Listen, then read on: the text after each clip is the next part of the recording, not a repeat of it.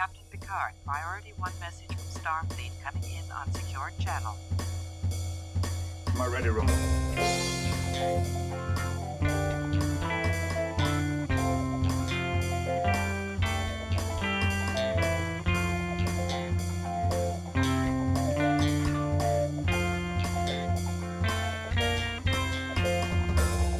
Welcome to the Readier Room, the most handsome and longest running Star Trek The Next Generation rewatch podcast. My name is Mitchell Mells, Chief Consultant of Services at Paramount, and alongside my partner Brandon Hobbs every week, we're bringing you behind the scenes lore of what really happened behind the camera on the set of The Next Generation of Star Trek. Brandon, how are we doing today? Are you ready to bring the lore and the hot stories and the hot sauce? Hey, look, Mitch, I'm really excited today. Yeah? We've got so much to talk about. Off mic, we were talking a little bit, and I understand you're a little concerned about the length of our episodes here. Well, of the Readier Room. I'm only concerned insofar as the fans are concerned. We get a lot of fan mail, sometimes fan messages on the gram, sometimes literal mail, and people are a little concerned, if I'm being honest. And what podcast host would I be if I was not also concerned for their concerns?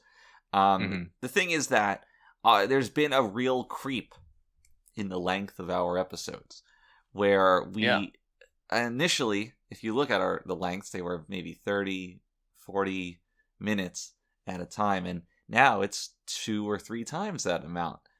And the concerns among the fans is that the quality of the discussion is not scaling to match the length of the episode.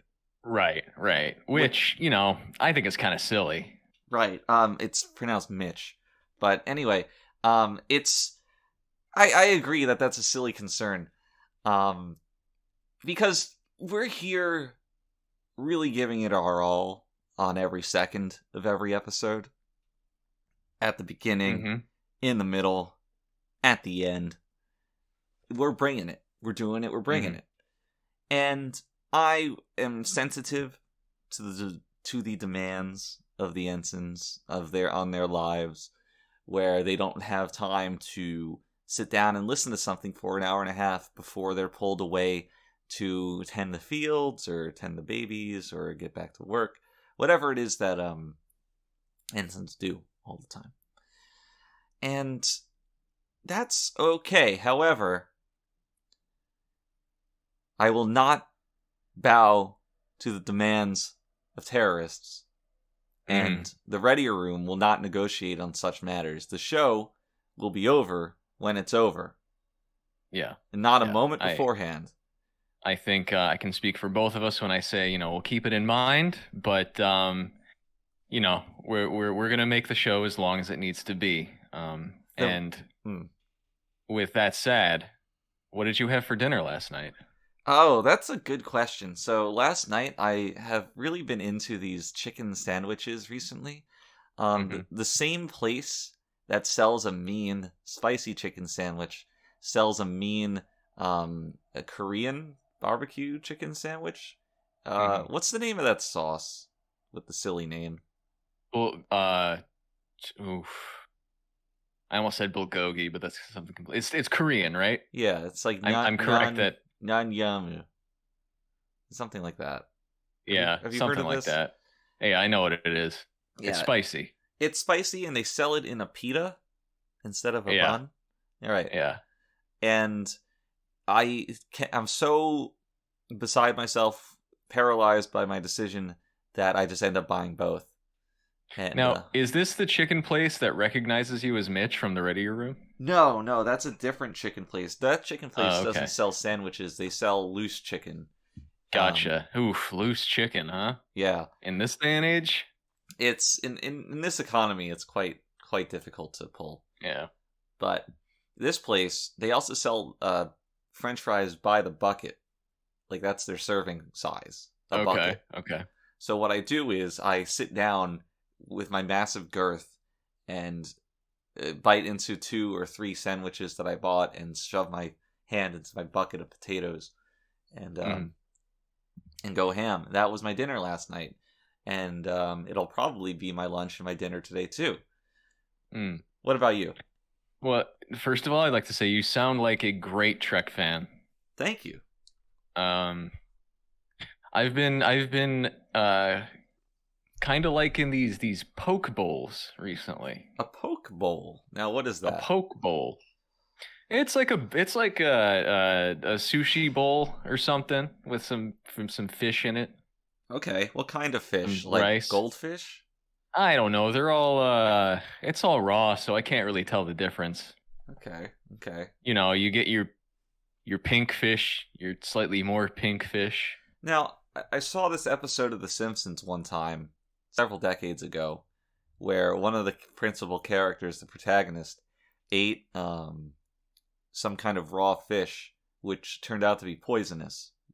Is that true? Yes, actually, if you ever go to a Japanese restaurant and order the fugu, okay, also known as the blowfish, you have I would say 50% chance of dying. Now, was that in your poke bowl? No, I make sure to never get that. It's dangerous. Well, you never were much of a gambler. Right. I like to play it safe. So how was the poke bowl? It was good. Would you recommend it? Was good. Yeah, I suppose. It's no chicken sandwich. It's no chicken sandwich. No spicy chicken sandwich. Yeah.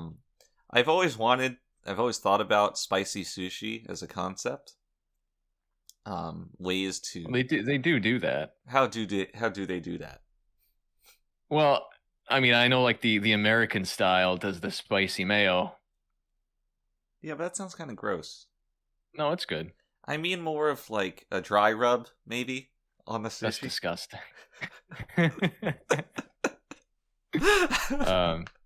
I've always thought of actually doing an overnight camping in the parking lot of the Poke Bowl restaurant. Okay.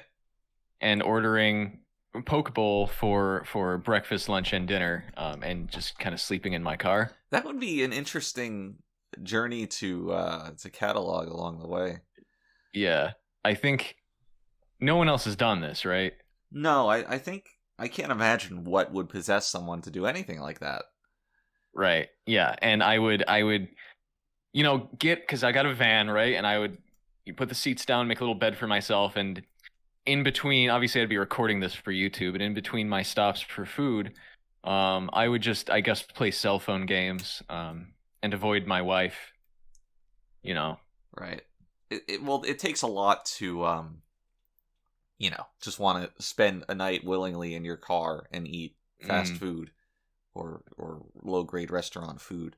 You do have to wonder what kind of person you've become. Right. At least it would be worth the minimal YouTube exposure I'm sure you would get. Yeah, and I think it's a great pivot away from comedy sketches. Right. Indeed. Yeah. It's you don't really have to think about anything. You just have to order some food and eat it. Yeah. Now, it's kind of the natural evolution of entertainment. Is there any cheese in the poke bowl? There can be. Well, I was thinking that if there was, what you could do is take it and elongate it so that the camera could see that there is cheese inside of your dish. Mm-hmm. And elongate it. Yeah. Like with my mouth. Yeah, maybe one hand, pulling it away. One hand on the cheese, one mouth on the other end of the cheese, and you do right. it, and then you shout cheese elongation, and it kind of becomes a thing for your channel. Cheese elongation, okay. Yeah, I'm liking this idea. I don't think anyone's ever elongated cheese. No, at least not on camera. Certainly not. They've made more compact cheese. Have you ever seen those cheese sticks at the store? It's like just a chunk of chease in a plastic single. Mm-hmm. Yeah, and you can't pull those. Did the guy with the the guy who crushes things? Did he ever crush cheese? Mr. Crusher? No. He wasn't really on the show that much. It was more focused on Beverly and Wesley. Right. Okay. I guess that's true. I know in the EU, the Apocrypha, that there was a lot more of that. I'm not so intimately familiar, so I'm not going to say no, but I don't think so. Well, I guess that'll be my job in the future to explore that. Filling a niche. Yeah. A niche, as they say. As one should say. Indeed. Other things one should say is that I have an email for you at the Readier Room people, and there's one person from Indiana named Chet who said as much this past week. He wrote in for our question of the week. Heyo. The question of the week says, "Bonjour, admirals." For these from French Indiana, the French Quarter. Of the men in Star Trek TNG, who do you think is the most attractive? Thank you for everything you do and you don't do. And you're welcome, chat, on both accounts. So, this is a good question. Obviously, there's a lot of beautiful people on Star Trek Next Generation, and they all just so happen to be men. So, how would we rank those? Or a loose ranking? Okay. Well, I'm gonna guess that since we're at the point we're at and Yar is gone, we're gonna count that character out, right? Yeah, it's not conducive to the conversation. Right.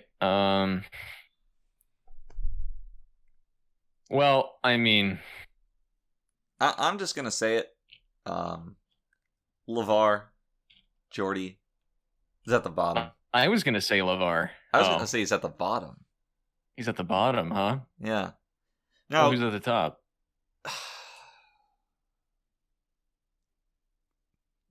I'm torn, and it's not who you think it is.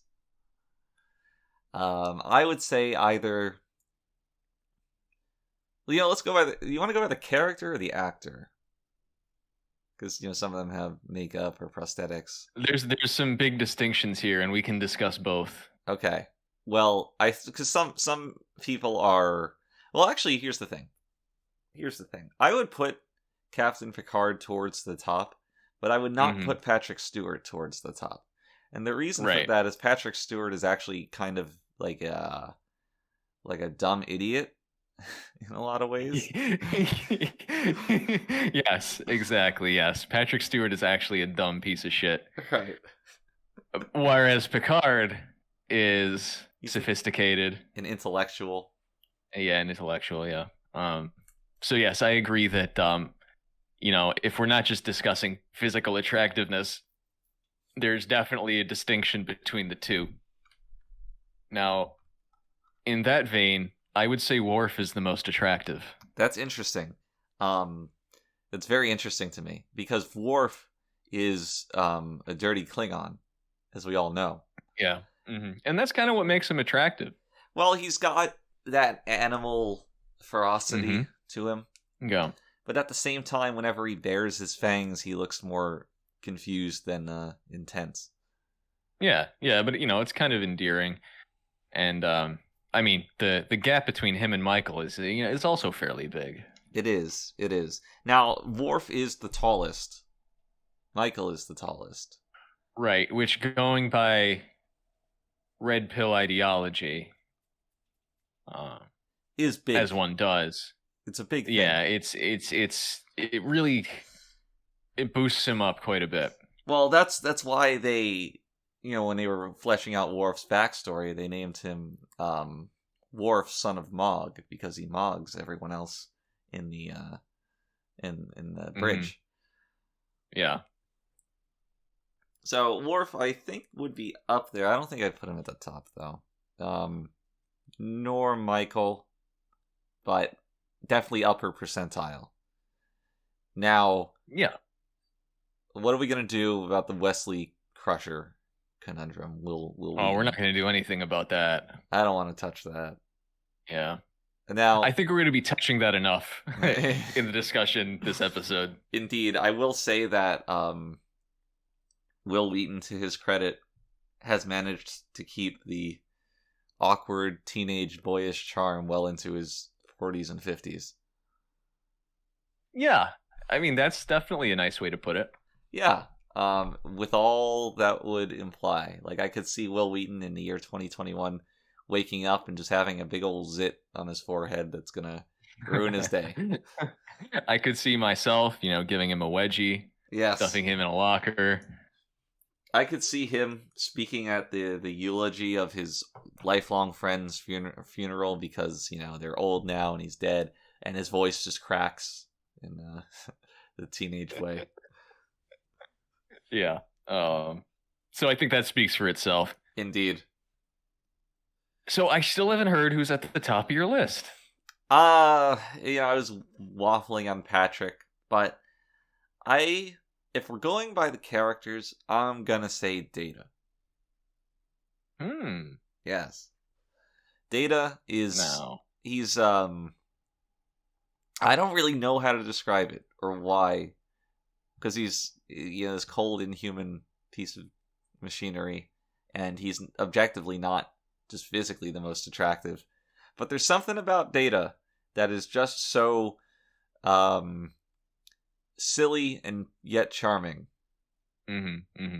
Well, you know what? He also has kind of almost an unintentional set of dark triad personality traits. Oh, you'll have to Because explain of this his- to me. Well, he's only 2 years old, right? Right. Or something. And he lacks a lot of knowledge about human emotion. So often he comes off as cold and uncaring. And women like that. We like that. Yeah. We like that. And we like that. And narcissistic, he'll take control of conversations and kind of just butt his way into them, and he won't stop talking. Is there a third one that completes this triad? I forget. I'm sure there is, based on the name. Yeah, it's there somewhere, but Well, if I put Data as my number one, who would you put as your number one? Worf. Okay. Yeah. Why don't we each round out a top three? Okay. Okay, so I'm gonna say Data is number one, Picard is number two, and it's either Riker or Worf. I'll pick one. I'll say Worf. Okay. I would go Worf, Riker, Picard. By that, I mean I don't know how to feel about Riker. His look of intensity, the Riker look, is too strange, it's too off-putting, and I imagine that any situation you're ever intimately in with him, he would break it out. And, I don't want to, turn around and see that look in a moment of passion. I don't know. The little eye twitch gets me going. Imagine Riker cupping your face, maybe in bed, maybe during a romantic getaway, maybe at the dinner table at a candlelit affair, and he busts out that look. Like, I'm not into that. That's all he's got. Well, and Riker's only concept of flirting is talking quickly.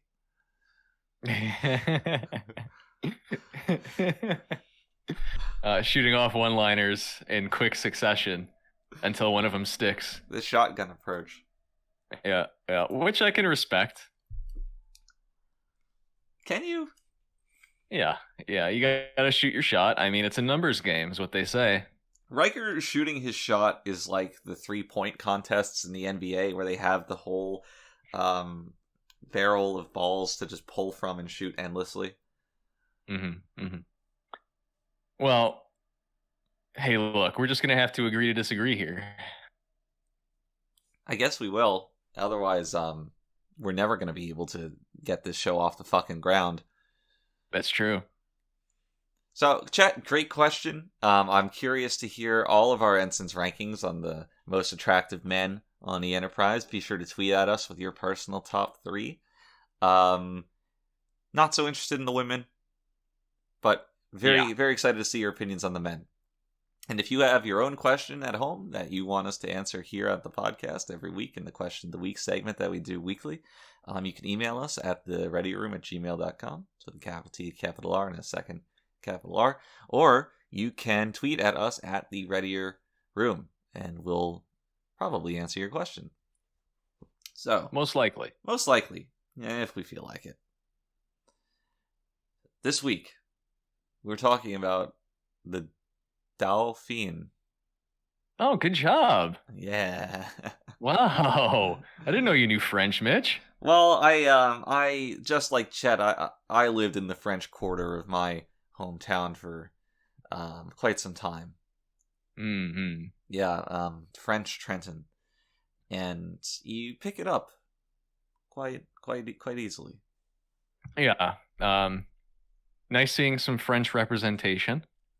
As if we didn't get enough of it with Picard in season 1. Indeed, a thread they've thoroughly abandoned in season 2. Yeah, but it's nice to see someone's love of the French language come back again. I have to say, this episode was kind of a happy accident. Wouldn't you say? No. Maybe an unhappy accident. maybe elaborate on that. Well, so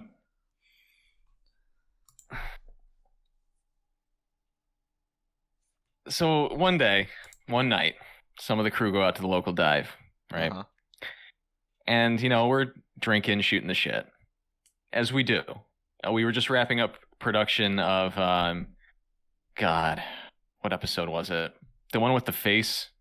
That was where Silence has lease. Yeah, that's it. Yeah. Yeah, we had just wrapped up on that. We were at the bar. We're a few drinks in. And one of the guys, I think it was Larry, he starts off on thinking of ways that we could, I don't know, basically make an episode that would torment Will, right? I mean, he's the kind of kid that you can't help but bully, right? And I mean, if you see the episode, it's pretty clear what we landed on, because the end result was basically like dangling a carrot in front of a donkey, and Will just really couldn't help himself during the filming of this. And the kiss scene with Jamie was literally just put into the episode to kind of get him going,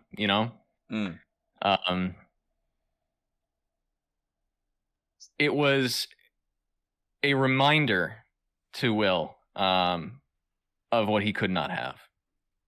That's hilarious. I see. I never knew that. I wasn't really close with Larry, so I didn't hang out with you guys. And I guess no one ever thought to tell me this story. Mm-hmm. Because that is probably the best motivation we've ever had for writing an episode. Yeah. It really was worth the tens of thousands of dollars spent producing this episode. However, I think the episode in a vacuum was not.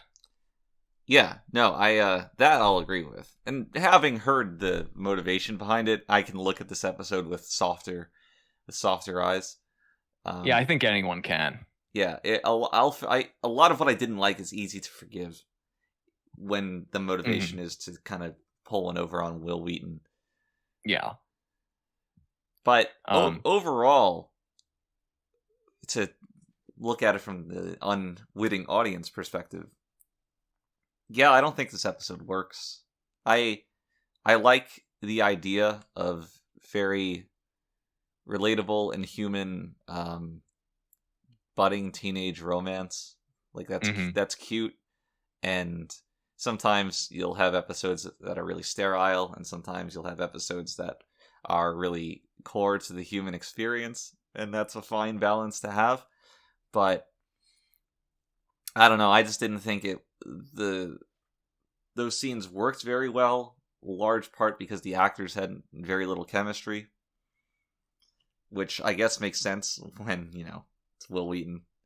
And Well, yeah, I mean, Will was the kind of kid who just he couldn't distinguish reality from fiction. So, you know, he went into this episode kind of assuming that that Jamie was in love with him, right. Well, which really freaked her out. He would always refer to Patrick as Captain, just apropos of nothing. Right, yeah. For the 7 days we filmed this episode, he was referring to Jamie as his girlfriend. It took a lot of convincing when we came in to shoot the next episode, and he's like, "Well, excuse me, excuse me, Jesus." Oh, bless you. When we came in to film the next episode, and he's like, "Oh, where's Jamie? Where'd she go?" Yeah. So, like I said, she was really freaked out, which, you know, it led to the very obvious lack of chemistry here. Wesley is not a cute character. He's a precocious, annoying child, I guess. I mean, he's so beyond relatable at this point. You know? Yeah, it's strange to me because Wesley's often written as too innocent for his age. Yeah. Is how I would put it. Yes, annoyingly so. And this episode, I thought going into it was a good opportunity to evolve the Wesley character. You know, he's growing up. He's got a libido. He's getting into romance. And yeah, we were making him a very sexual character. Right. So a lot of us thought, okay, Will is kind of getting older. Let's shed this part of Wesley. Let's evolve him, mature him. And obviously that didn't quite come through in the end. We at least tried the script. We at least tried to get the wardrobe to give him something new instead of that really strange gray onesie that he wears all the time. And I can't remember who it was, but it was someone. Might have been Gene. I can't quite remember. But one of the higher ups just insisted that the gray onesie was core to Wesley's quote boyish sexiness, and because of that, it just had to stay. Couldn't get rid of it, which was frustrating to me. I get it. He was a very sexy character, but you can make someone sexy in different ways. You don't need to stick to whatever. Well, you know, it was part of his appeal, I think, internally, if you get what I'm saying. And Wesley was always a character that wasn't really made for the audience. It's true. If that makes sense. I remember when they were auditioning people for the role, Will came in and Gene asked him to put on the onesie right there in the audition. And once he saw Will in the costume, and between when he was putting it on and taking off the clothes he came in, Gene knew that he was right for the role. Yeah. So obviously there were, I think Gene just operates on such a different level, you know. Yeah, I should say operated, of course. Rest his soul. Yep. Rest in peace. God bless him. I think I'm not going to say we're wasting our time trying to figure out exactly what was going on here, but I think it's a little above our level of comprehension. Yeah, you don't look at the Sistine Chapel painting and just question why it is the way that it is. You you accept that some people are just so far above the rim that we can't even begin to understand them. Right. But yeah, anyway, so God, where were we? We were talking about the episode in general, right? So I think that this episode, like many episodes that aren't great, I think this episode touches on a theme that would be nice to explore in any other way but this, which is, the obligation to something that you to the point that you don't know about anything else, the learning about the outside world, the conflict that comes when you realize there's more to life than what you've been assigned. I liked that. I thought the theme rested more with Wesley than it did with Celia. I believe is her name. Yeah. I mean, maybe. To me, the theme was more about kind of Wesley's minor conflict at the end of the episode of having to kind of accept the situation as it was, take this thing that that he's very infatuated with and let it go. Well, that was supposed to be, at the end of the day, kind of a trans allegory when he realizes that she's not who she says she is, and he sees kind of behind the curtain. Right. I'm not sure if we pulled it off because that theme was kind of thrown in there at the last second.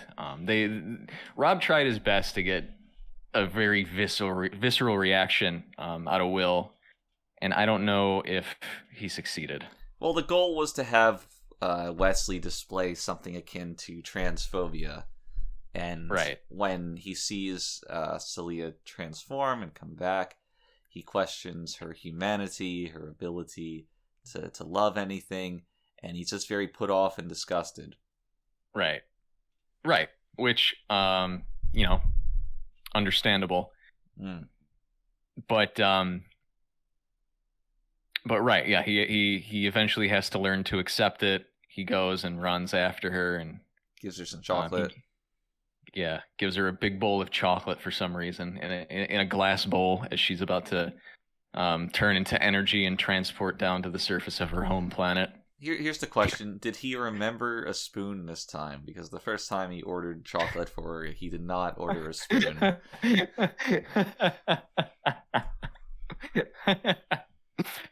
I'm glad I'm not the only one who is very put off by that. Yeah, he takes it out of the replicator, holds it up to her. He's like, what the fuck you want me to do with this? There's no spoon Doesn't here. the replicator usually come with utensils whenever they replicate something? I hope it does, and you're not just ordering it all the time. Like, computer, give me some targ and a fork and a knife. Right. Like, do they keep spoons in the drawer somewhere? That's a question for the comic authors. Right.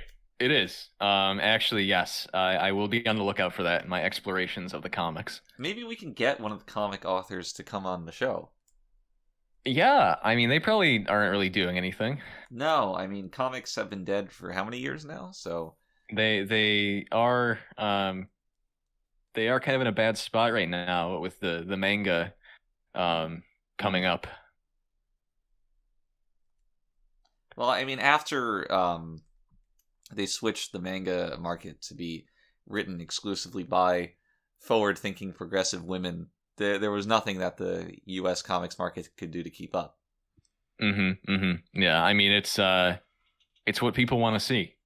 And, if you don't like that, you're a bigot. It's as simple as that. You just have to listen to the market. And if market, they're putting their dollars behind this progressive trend in manga, then obviously it's what they want. Yeah, and I mean, they are doing, what I think is smart, and what we do is we go to Twitter and we, see who's adding us, right? Yeah. Who's in our tweets and our threads and our DMs, and we listen to every single one of them. We reshape our entire show based on what they want. It's just a smart business decision. We give a voice to the voiceless. I think we're doing a great job. Now, Brandon, I got 3 words for you. Star Trek manga. Oh. It's $1 billion idea. Now, we have some contacts over in Japan. Indeed. we could get the feelers out, get it going. Mm-hmm. I'm in. That's Now, great. A quick aside: if there was to be a Star Trek manga, who would you want it to focus on? Any one character? I think it's a perfect fit for Barclay. That's perfect. You know, effete, useless, disgusting, Passive. perverted. Yeah. The perfect, relatable character for the Japanese market. I'm in. Mm-hmm. He's a little tall, but we can work with But it. he is balding. He's talding.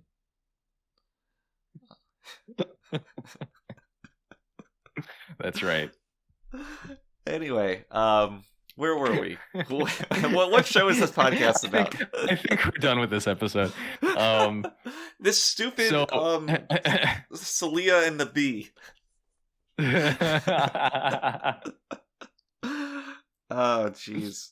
So Wesley Crusher does not order spoons to eat just chocolate mousse, which I have no real concept of, but to me just looks like formless chocolate warm ice cream.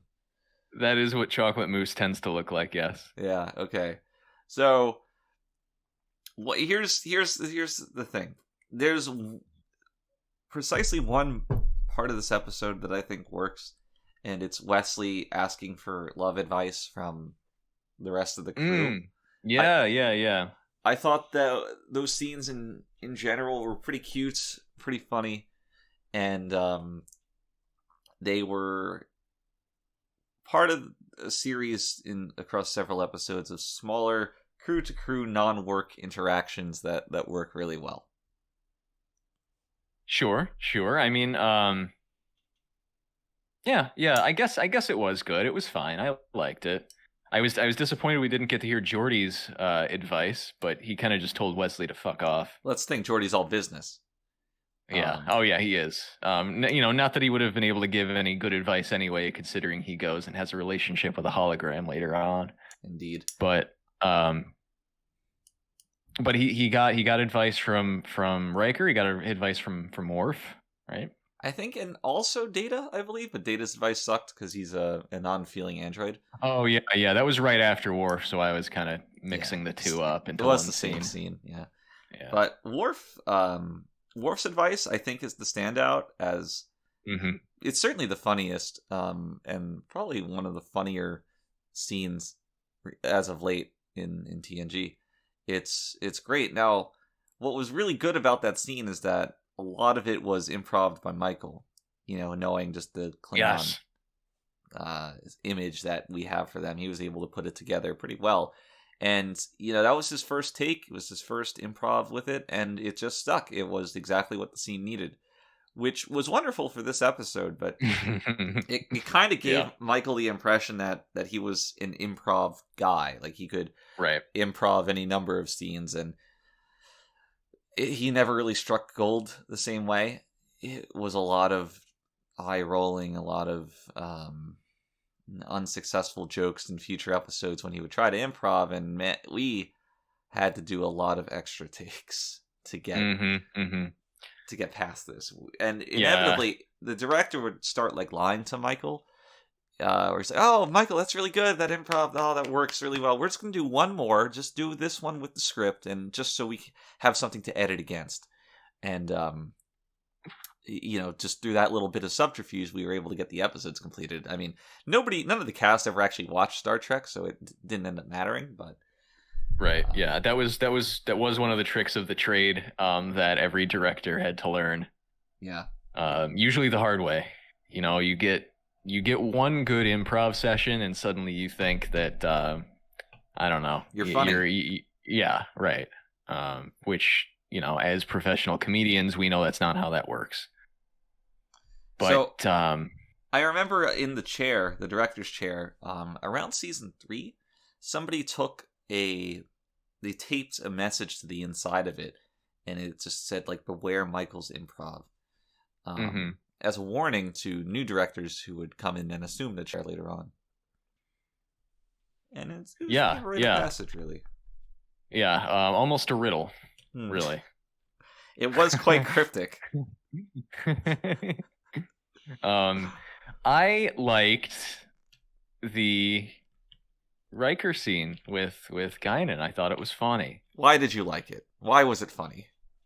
I just thought it was ridiculous. Maybe I liked it in a meta way. I mean, there's a lot to appreciate in the meta sense, but the thing is about that scene itself, there's exactly one line that I hate about it. Mm-hmm. And it's when Guinan snaps at Wesley and implores Riker to continue. And yes, it was very, very out of character. Right. Had it that been just about any other character, I think it would have been fine.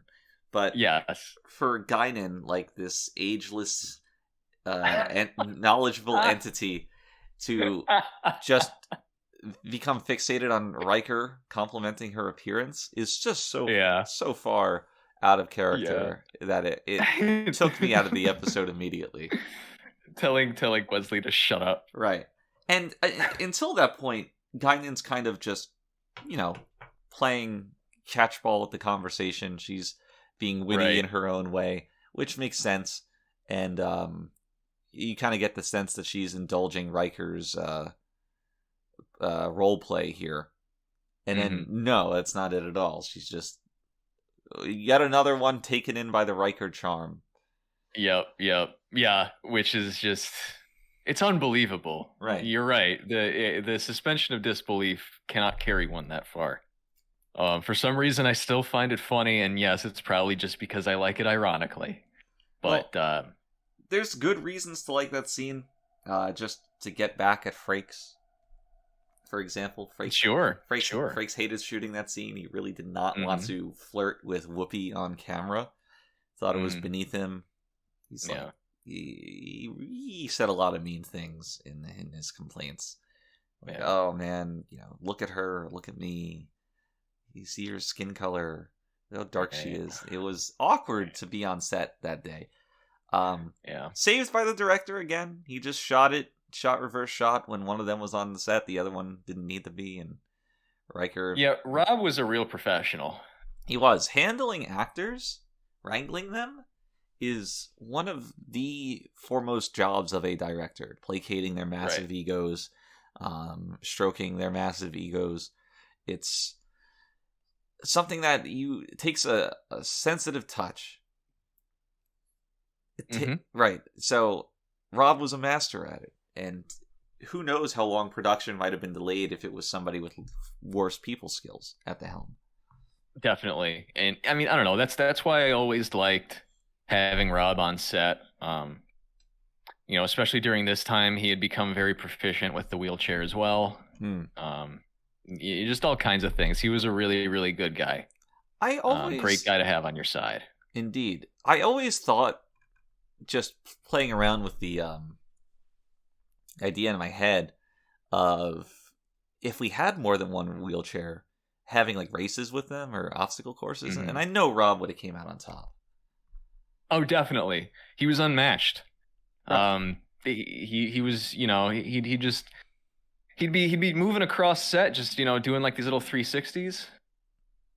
Even when the wheelchair was in its final days before we were able to replace it, and it wasn't handling so well, he still knew how to make it sing. Yeah, he managed to pop a wheelie on it. Yeah, which is astounding when you think about its shape. Yeah. It's it was impressive, to say the least. So Wesley's getting advice on fugging this girl. Okay. Yeah. Hold on. Here's this. Their meet cute, as it's called. When she comes on the ship and is walking by Wesley's just standing there with an electromagnet, and this woman, this girl, she's like, "Is that an electromagnet?" And she runs up to him, and he's like, "Yeah." And she's like, "Oh my god, this can pull the iron out of your blood. Watch out!"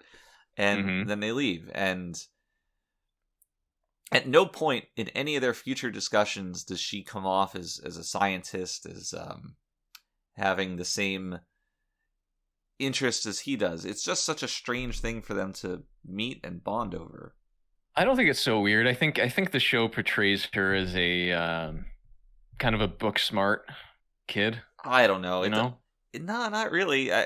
In the sense that her backstory is, okay, she's been isolated and learning and training to become a leader, so she probably has been educated thoroughly. Yeah, you can imagine that.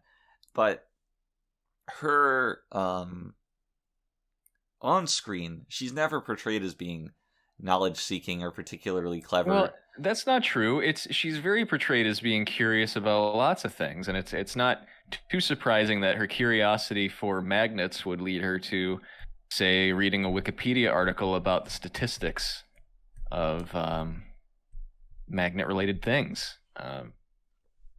Despite not working on them or whatever. I'm not nearly as sold on this as you are. When I saw that scene, I thought it was very strange, and I never got the sense over the rest of the episode that, oh yeah, this is just her, this is her personality. Well, I find it odd that you don't watch basketball games. Well, here's the thing. Basketball games are more often than not a foregone conclusion. It's not worth my time. Mm-hmm. You got a problem with that? Just saying. It's too much back and forth. That it is. No, I guess I disagree with you pretty fundamentally there. I think it was fine, but I have a pretty not strong, but my opinion of that character, Celia, trends towards negative more than positive. I trend towards ambivalent or not caring at all, really. I don't know.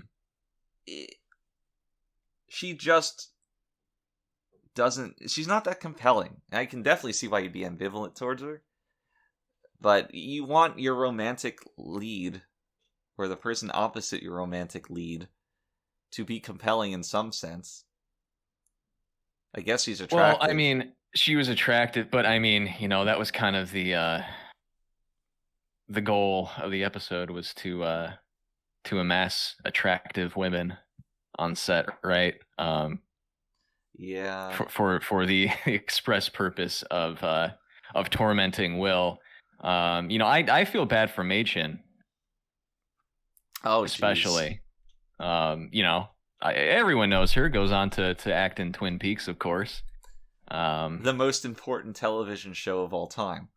Yes, exactly. That's what, the second or third Twin Peaks character we've had on the show so far. And we predate Twin Peaks.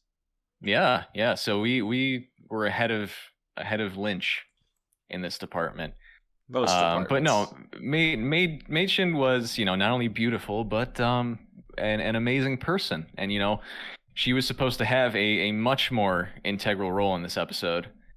In fact, we didn't even hire Patty until the higher-ups got wind that we'd been putting out these casting calls for, I want to say about a dozen roles to be filled by what it said was hot, nubile young women. Right, all to surround Wesley. Yeah, and they didn't understand that there was a method to this, but apparently someone was furious about this. We had a letter going around about the male gaze. We had to attend sensitivity training for like a week, right? That was not a fun week. No, yeah, a lot of it just amounted to sitting in a room watching a VHS, right? And then we had to do role play. God, I know, which is always awkward. I know how much you hate role play. Right. It's not my forte. You will not catch me doing it I can help it. I mean, I've caught you doing it begrudgingly, and you did your best. Yeah. Well, I guess what I'm saying is I've tried my best to put role playing behind me. So, yeah, in the end, we had no choice but to give that Anya character the ability to transform into a monster, right? To kind of decrease the screen time of the the so-called hot women. And of course, we obviously gave her the ability to also transform into those costume creatures. Right. I was, without knowing, I was trying to think of this episode without the knowledge of having worked on it. And it's so strange to see that one time when they transform into the younger blonde actress. Mm-hmm. Yeah. And I'm like, is this ever gonna be paid off? Obviously, this thing can transform, but why is it just becoming random women? Why, yeah. It makes you wonder, why Mädchen for about 3 minutes? Yeah. What is the game? Of course, we did get to show off her costume. Yes. Filled with holes, which was, of course, auctioned off to yours truly. Very Still nice. have that hanging up. I remember the night of that auction. Mm-hmm. Oh, God, I was excited. I still am. You didn't wear anything else for a week? The Jensens aren't supposed to know that, Mitch. Oh, they'll forgive you. Everyone's got a few proclivities. But yeah, it doesn't lead. That particular transformation leads nowhere. Well, we could have cut that out completely. Kind of a theme, isn't it? Of Star Trek: The Next Generation. I guess so. This led nowhere. What did you think about what we ended up with, the weird monster transformations? I absolutely love the what the Foley department did for the sound effect of the creature's cry. Mm-hmm. Do you know how they got that sound? No. Okay, so what they did was they took like a piano bow. Not a piano bow, a violin bow. You don't play a piano with a bow. That's ridiculous. They took a violin bow, and they made like one of those old Southern bluegrass band instruments where you take like a stick and put it in a metal tub and attach And the thing is, they made the metal tub so large and filled it halfway up with this solution of it was salt water with a little bit of gelatin to give it like the right density inside of it. And by drawing the bow across the string there, it created this like otherworldly sound. You take that, reverse it, slow it down a little bit, and then layer it on top of itself. And that's how you get the cry that we have in the show. And it's phenomenal to me because that cry, I was just entranced by it. I thought it was great. It was... The amount of times it was played and in the succession that it was a little bit silly, but the noise itself, the effect itself, I thought was top notch. Yeah, that's really exciting. That's I had no idea. Yeah, Foleying is a crazy, crazy art form, and it's one that nobody cares about. Yeah, definitely not enough appreciation for sound design. I mean, even on my end, I think that I'm particularly ignorant toward it. We should give a little more attention to it now and then. We should. They're the unsung heroes. Definitely. Well, we're the unsung heroes, but they're also heroes. We're all heroes in some way. Yeah, and not as heroic, but. So overall, with those creatures, I didn't like that plot element, insofar as it's serving the story. Because it felt very... Once you realize their true form is this energy thing, and they can become literally anything, becoming the monsters that they did feels kind of arbitrary. Yeah. And... I don't know. Feels primitive. It does feel primitive, doesn't it? It like becoming the small, cute version of it was also weird. What was that? Why? To me, it just infantilizes the Celia character. Where it's a small, cute, furry thing, and I guess this energy being also finds that comforting. Yeah, right. It makes you wonder what they looked like down on the planet they were hiding in or whatever. Right. It's, I don't know, it's so strange to me. I never really felt a sense of danger with it all, and maybe you weren't supposed to, but there's this minor confrontation between the caretaker, governess, whatever, and Worf. Mm-hmm. And the thing, it flies off the handle. It's like, oh, kill that sick man. Becomes a terrible monster. Worf confronts it. It gets like in a locked stalemate with Worf. Picard tells it to calm down, and then it does. Right. And it's like, right. What? Yeah, every interaction is I could kill you, and then her conversation partner just says, "No, you won't," and then she goes back to her room. Right. Go to your room. Yeah, I'm not quite sure what the why that's there when the main conflict is more about Celia's sense of responsibility. You know, what... Yeah, which could have easily been like, we didn't need any of this physicality or anything like that. Just make it a story about a kid who has a responsibility, her caretaker who strictly wants her to adhere to this responsibility. Find something that can, drive the crew into the middle of this conflict. And it's interesting enough. You don't need to make them turn into monsters. Well, the easiest way to get the crew in the middle of it is Wesley. Wesley takes her to the holodeck. Let's say she's missing for a longer period of time. The caretaker comes to the bridge. She's like, "Where is Celia?" Bridge says, "Oh, I'm not sure. Oh, by the way, where's Wesley? Oh my god, Wesley's also missing. Now it's our responsibility too." And, they basically did hints of that.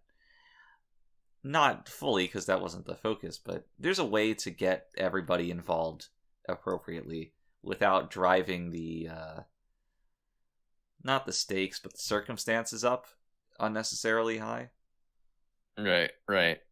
Yeah. And I don't know. When you're making a more human story about budding love or personal responsibility or whatever, why turn it into a monster mash? Yeah, that's it. I mean, they don't mesh together at all. Even just have an unrelated B plot or something to fill the time if you need to. Yeah. The monster stuff was poor. It was just bad. I think a good way to structure this episode, make the first half about Wesley, his crush, building up his courage to talk to her. Maybe the first third. The second third is their budding romance, and then the last third is, "Oh no, Wesley, I can't love you. I have to go to this planet. What should I do? I don't know." Her arc.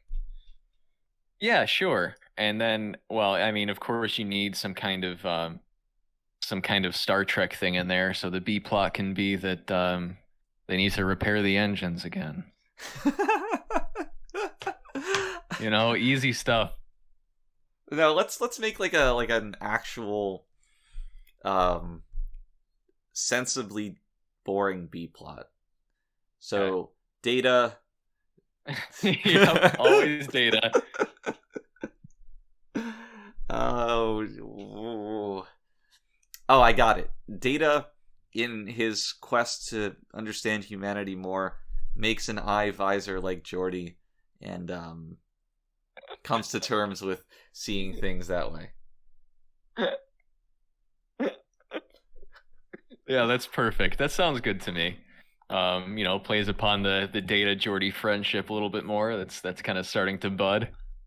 Indeed. Yeah, that's not bad. Yeah, anything but what we got. You know what we did get in this episode? Not only a sighting, but a use of the engineering elevator. Yes, which seemed to have more protection than I remember. It did. It had like this foil metal backing on it, plus some extra like not plastic windows. Yeah. Which is good when you're gonna stick an old woman on it. Right. Yeah. Especially an old one. You never know if she's gonna fall right off. Well, old women and their sense of equilibrium. Well, I mean, I don't know, especially Patty. Yeah. She was a drinker. As the name would imply with its Irish origin. Yeah. She always looks kind of strung out in the episode. Maybe it's just the crazy eyes. You can tell that she's coming off of an all-nighter most of the time. Indeed. Just wake up, start drinking again, bring her flask to the set. Yeah. Oh God. You know those Irishmen. Any we Irish got enough women. with Colm. Yeah. Well, Colm was a real meanie. Yeah, he was. He was. That's why they named him that. Right. It was a very prescient naming. Yeah. They had a psychic at the hospital when he was born to predict his his surname. Yes. Mm-hmm. That's how they do it in Ireland. That is how they do it in Ireland. Everyone's last name is kind of like their occupation or where they live. Right. And his occupation was just being a meanie, or it was supposed to be.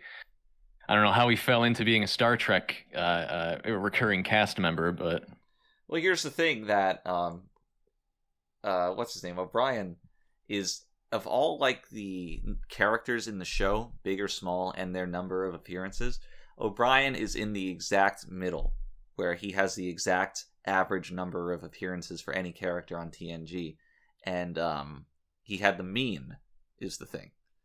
So he accomplished that. Yeah. Oh, a little play on words, huh? Right. That's sneaky. What a fortune teller, a future predictor at that hospital to have realized that. To me, that just sounds like a very Irish thing to do. Luck of the Irish, really. Mm-hmm. So, I have something I wrote in my notes. What the fuck is this act break? I don't quite recall what it was, but some stinger before the commercial really, really cheesed me off, or was so strange. I don't remember it either. For some reason, I didn't notice that. It might have been the first time one of them transforms into a monster, and it's just out of nowhere, and you're like, well, what? And then it just cuts to commercial. Okay. Perhaps. Yeah, I don't know. Maybe I wasn't paying attention. I could have been doing literally anything else with my time. Well, when I watched this episode. Here's the thing: you should have been doing literally anything else with your time. That is true. A responsible man would have been. Another part of the episode that really stuck out to me, and this one I do remember, is the low speed chase coming out of 10 forward, where they're both kind of walking down the hallway very slowly, but it's kind of framed and written like Wesley's chasing after her. Well, that is what women do. Indeed. Well, I learned today that just because a woman runs away doesn't mean she doesn't want you to chase her. Right. Right. So next time a woman runs away from me, I'll remember Guinan's wise words. Indeed. And Guinan's a woman, so she knows. Yeah. I'm sure that line helped many a Trek fan back in the day. Indeed. They thought they were just like Wesley Crusher in that one episode. Yeah. Which, I suppose he works very well as an audience insert here. I mean, he's a little more nubile. Certainly. Mm-hmm. Certainly more nubile. That is a good word for him. But, ineffectual. Milk toast. Inexperienced. Yeah, milk toast. Yeah, like the average Trek fan, just maybe about 200 pounds lighter. Have you ever had milk toast? I believe I have. It's not good. It's just milk and toast. Right. Does that sound appealing to you? Yeah, it sounds okay. What? There's nothing wrong with that. There's a lot of things you can put in or on toast. Not milk. And not cinnamon either. I'm sick of pretending. You put butter on toast. No. You put butter on toast. Why not milk? I don't put butter on toast. That's the thing. Well, That's just weird. Do you To- put an egg on toast? No, toast is best when it's plain. We can't have this conversation, Mitch. Well, I know our ensigns are That's worried about our nuts. running time. That's nuts. That is nuts. No, it's Dry toast? yeah.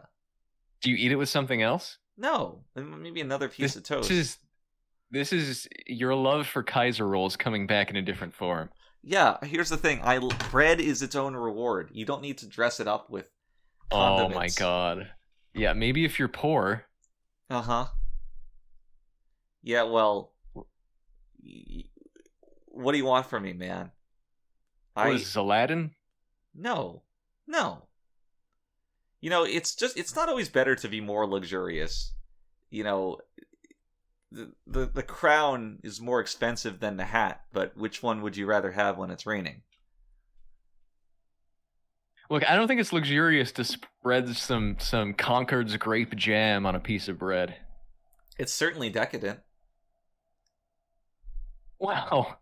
From a certain point of view, sure. Look at this But guy Rome's with not his gonna jam. because I have a little fruit on my toast. I don't know. It's why ruin a good thing? This is the type of thinking that gets us into the current obesity problem. Mitch, I told you I'm working on it, okay? You don't need to bring it onto the podcast. I just thought that you, at some point before the end of your life, wanted to fit into that costume that you won at the auction again. All right. Well, you know, I'm doing my best. The ensigns don't need to hear about our dirty laundry, okay? Mm-hmm. This is ridiculous. Well, anyway, this whatever. Star Trek. I didn't like it. Yeah, I didn't like it either. I would almost say don't watch this episode. There's nothing to get from it. I like the scene of Wesley and Worf, and to a lesser extent Wesley and Riker getting love advice, but that's like 2 minutes cumulative. It's not worth it. I like the cute girls. Cute girls are nice. They're cute. They're sexy. Oh, we didn't even mention Ensign Gibson. That's another one. Very, very 80s hairstyle. Yeah, very, very centered in frame as the episode starts. Yeah, well, I mean, to show us that Wesley's not on the bridge because of plot reasons. I was always sad they never went with the name I suggested for the character, Ensign Frakes' side piece, but you know. That's a damn shame. Just in case anyone was wondering the backstory of that character. Yeah. Yeah. it would have been true to life, that's for sure. But yes, other than those fun little scenes and the cute girls, this episode's got nothing for you. This is the most anime-like episode of Star Trek, given that its strengths are the cute girls and the slice of life scenes. That's true. Maybe we can recraft this into our Star Wars manga, Star Trek manga. It's all the same. Yeah, rewrite this episode with Barclay in the lead role. Yep. And I think you got a winner. Like, Barclay comes out, he's holding this electromagnet. Cute girl comes up to him, he's like, "Is that an electromagnet?" Barclay, like, you know, fumbles it, tosses it to the ground, runs away. I can see this exactly in my head. How this would play out. Barclay no Nichijou. Perfect. It's perfect in every single way. Yeah, I'm liking it. The more we talk about it, the more this needs to get funded. Maybe we'll set up a GoFundMe. Boku no Barclay. Yeah, Boku no Barclay. Wow, there we go. Alliteration. We like that. We like that. I'm into it. Ensigns, I will post on our Patreon a link to the GoFundMe for the here yet untitled Barclay manga. But I think together we can all make this happen. I think we can probably get some t-shirts too in the tiers, right? Yeah, some we can manga themes. We can have a scene of Barclay with toast in his mouth. Yeah, we can have one that says pump. What are we gonna do in engineering? Mm-hmm. A lot of good ones. We can have Troy with cat ears. There you go. Doing a little yeah. Yeah. Yeah, I'm in. It's Captain. They seem extremely frustrated. Yeah. It's in there. There we go. That's perfect. We can have Celia with her hand over her face, and the go, and then like the monster is like behind her, like ooh, kind of menacingly looking out. A lot of deep cut references here. We can do the low angle shot of those two guys dramatically walking towards one another with Barclay and Riker. Yes, it's perfect. I was the second you started that sentence, I knew where it was going. So look forward to that, ensigns. To sum up this episode, the live action American produced version of it wasn't good. Don't go back to it. Nope. Not offensively bad, but it has no redeeming qualities. Yeah. It was so nothing that I honestly watched this episode and didn't remember any of it from the last several times I'd watched it. So, yeah. For me, it was trying to get through, just from a complete disinterest. Yeah. It was very boring. I would say don't watch it, but you already have. So, if only we had those Irish fortune tellers to have saved us from this. I know. It's a damn shame. All right. Well, I guess it's time for me to continue milking this comic series. Please do. Give me some of that delicious comic milk. As we know, I'm going through the comic miniseries Star Trek: The Next Generation Mirror Broken, which deals with an alternate universe evil Picard with a beard. The most evil thing one could do. Right. In chapter one, they go to hijack the Enterprise because they're still in the Stargazer at the beginning of this. That's another ship. Yeah. Okay. That was in TNG. It's Picard's old ship, Stargazer. Remember? No. Remember the what's the big-eared aliens? The Ferengi. Oh, yes. Ferengi. They come over and give him the Stargazer? Yeah. So in this universe, they're still in the Stargazer. But they're going to go hijack the Enterprise. Now, working on the Enterprise is Geordi and that one hologram girl that he consults in that one episode, which is really weird. It would suggest that in this mirror universe, she's born much later than she was before. She was in our universe. She built the Enterprise, or something. Yeah, she did. So maybe it would suggest that everyone else was born earlier in this universe. Who knows? I don't know. The timeline's all messed up. So anyway, they go to steal the Enterprise, and the Enterprise is hidden, of course. They kind of have to sneak in and find it. Because it's like a myth. No one knows that it's actually being built. Now, my question to you is where is it hidden? And I can give you some multiple choice questions or answers if you want. I feel like I need them because in the vastness of space, it can be hidden anywhere. Right, yeah. So unless the answer is right under their noses. Yeah. So I believe we're on Mars here. Okay. Has the need for moms been filled in this timeline? I would imagine it has not, considering it's an evil timeline. I see. I would imagine there's a lot of motherlessness. I would imagine a certain website is really raking in the profits. Oof. Now, okay, so they're on Mars trying to steal the Enterprise. Now, my question is, where's the Enterprise hidden? Is it underwater? Mm-hmm. Is it on terraformed Venus? Is it inside the Empire's research headquarters? Or is it cloaked in the middle of the city for some reason? Okay. So I think that from a storytelling perspective, inside of the research facility would be the most prime for storytelling. However, I don't think that that's what we're dealing with here. I'm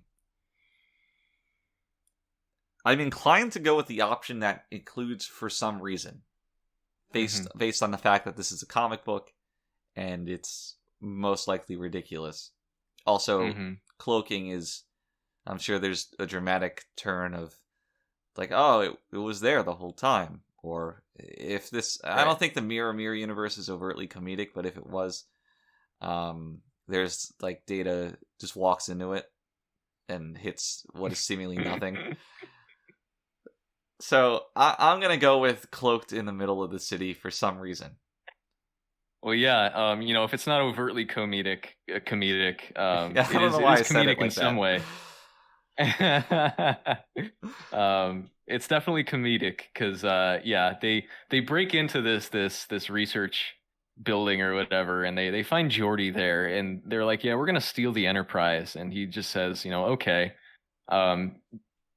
He tells them it's covered with a cloaking device, and he just hands Picard some binoculars, and he looks up in the sky, and it's literally just sitting there like in the middle of a bunch of buildings. Which, I'm pretty sure flying cars exist in this universe, right? Yeah, you always see ships flying around in low atmosphere here, so you would think one of them would just run into it. Or right? Birds. Yeah, you would just see a bunch of dead birds in that kind of radius, I guess. Yeah. Hilarious. This comic continues the tried and true tradition of comics being absolutely stupid. Well, it continues the tradition of Star Trek being stupid, of comics being stupid. They're a match made in heaven. Until we get the manga, it's not going to have the level of sophistication that only Japanese art can attain. That's true. But once we do get there, I think the world's going to be a better place. I think the fandom is going to be a better place. Oh, yeah. They'll love this. Yeah, they certainly will. We should discuss the new Picard trailer next time. Oh, yes. I mean, a lot of work went into that. I was watching Twitter, the tweet storm, with bated breath. My breath was bated. And it's nice. I mean, it's always nice to see your efforts come to fruition with the public.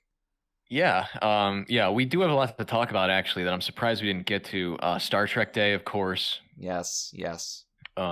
So we'll have to make sure to discuss that with the ensigns next time. Well, maybe we can have a little bit of a news roundup. Yeah. Here's what's going on in the world of Trek. Well, that would be a fun little segment. Look forward to it. And until then, everybody, in our next news roundup of the Readier Room, I implore you to keep yours, you and yours, and everyone stay ready. The troublesome little man-child.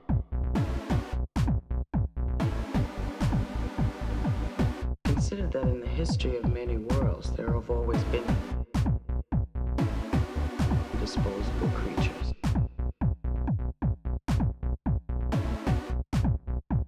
Do you consider yourself superior to us?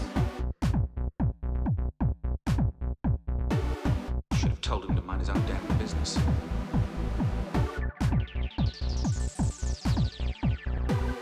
When I stroke the beard thusly, do I not appear more intellectual? Computer, freeze program. It's not a promising beginning.